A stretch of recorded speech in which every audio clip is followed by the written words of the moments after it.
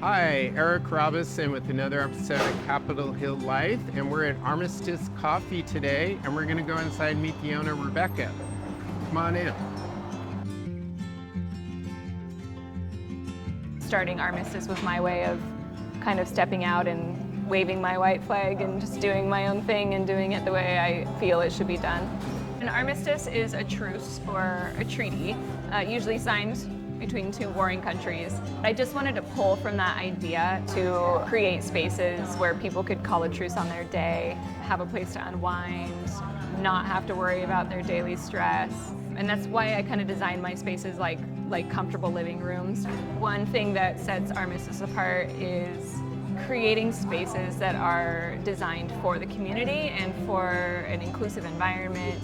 That's kind of my whole goal behind starting Armistice, was to just create what I couldn't find in the industry. So I started at this location in Eastlake on a small roaster. I could only do 4 pounds at a time. But in doing so, it just kind of involved the community in the process. I have 4 locations, 2 of them have roasters. That was one of the big things I wanted to do in the cafes, was actually have roasters in as many cafes as I could, which isn't something you find in Seattle very often. There are a lot of roasters, but there aren't a lot of roasters that have an accessible side to the roasting. And it just kind of connects the community, connects the farmers to the cafe, and just kind of educates people in a passive way.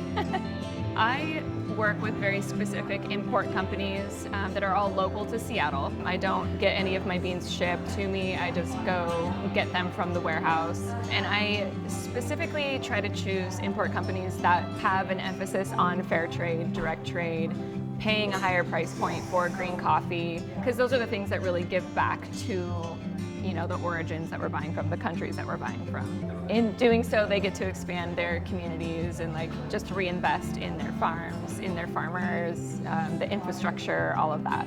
And then on a smaller level, I like to choose woman-produced coffees. And as a female business owner, it's just important to me.